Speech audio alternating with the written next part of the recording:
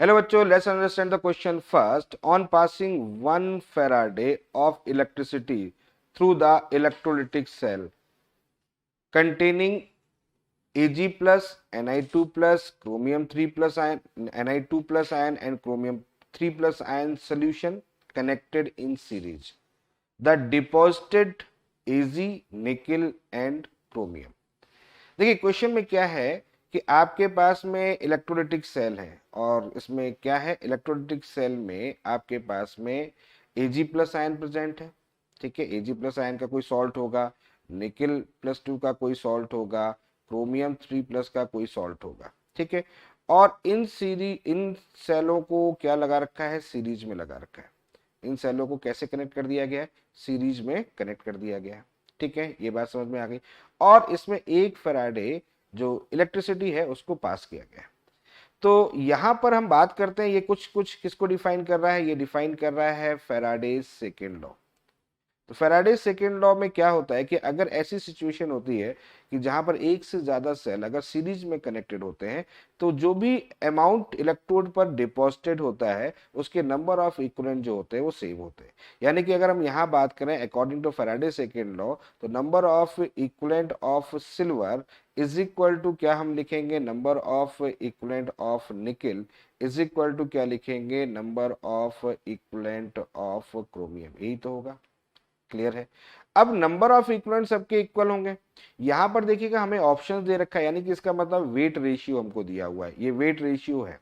Clear है भाई, इसका वेट ये है तो इसका वेट ये, इसका वेट है। ठीक है, ये हमें एक रेशियो दे रखा है। तो हम एक काम करते हैं यहाँ पर, क्योंकि सबके नंबर ऑफ इक्विवेलेंट सेम है तो हम सभी के नंबर ऑफ इक्विवेलेंट को 1 मान लेते हैं। इसको ही 1 मान लेते हैं, इसका ही 1 है, उसका ही 1 है। तो नंबर ऑफ इक्विवेलेंट सेम अगर हो जाएगा तो अगर हम बात करें नंबर ऑफ इक्विवेलेंट, तो नंबर ऑफ इक्विवेलेंट होता है क्या है, नंबर ऑफ इक्विवेलेंट की बात करते हैं तो number of equivalent is equal to होता है weight divide by equivalent weight. तो अगर हम बात करें number of equivalent of silver 1 है तो हम यहाँ कहेंगे weight of Ag divide by equivalent weight of Ag is equal to 1, यही तो बोलेंगे। तो weight of Ag is equal, क्योंकि रेशियो में निकालना है हमको, ठीक है ना, तो किसी को 1 मान लो तो आप रेशियो निकाल सकते हो। तो weight of Ag is equal to कितना हो जाएगा, इक्विवेलेंट वेट ऑफ Ag। और इक्विवेलेंट वेट ऑफ Ag की बात करते हैं तो atomic weight divide by valency या चार्ज जो भी आप है उसको ले सकते हैं। तो यहाँ कितना हो जाएगा आपके पास है 108 डिवाइड बाई 1, यानी कि फर्स्ट के लिए 108 ग्राम कैलकुलेट हो गया। सेकेंड, अगर इसी तरीके से हम बात करते हैं वेट ऑफ निकल की बात करते हैं तो वेट ऑफ निकल क्या होगा, इक्विवेलेंट वेट ऑफ निकल के इक्वल हो जाएगा। तो निकल कितना हो जाएगा आपके पास में, निकल कितना दे रखा है 59, 59 डिवाइड बाई कितना हो गया 2, तो ये आ जाएगा 29.5 ग्राम, यानी सेकंड में 29.5 ग्राम हो जाएगा। इसी तरीके से वेट ऑफ क्रोमियम की बात कर लेते हैं तो इक्विवेलेंट वेट ऑफ क्रोमियम के इक्वल होगा।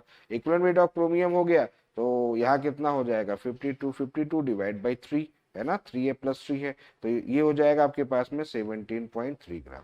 तो पहला आपके पास में सिल्वर के लिए आ गया, निकल के लिए आ गया और क्रोमियम के लिए आ गया। तो ये देखिए तीनों वैल्यूज जहां पर है वही ऑप्शन करेक्ट है। तो आप देखेंगे ये तीनों वैल्यूज जो है फर्स्ट ऑप्शन में करेक्ट है। तो इसके लिए अगर हम कहें कि सिल्वर का कितना अमाउंट डिपॉजिट हो रहा है वो आ गया, निकल का कितना अमाउंट डिपॉजिट हो रहा है वो आ रहा है, और क्रोमियम का कितना अमाउंट डिपॉजिट हो रहा है तो वो आ रहा है। ठीक है, तो इस क्वेश्चन के लिए फर्स्ट ऑप्शन हमारा करेक्ट होगा। तो I hope you understand the very well. Okay, thank you, best of luck.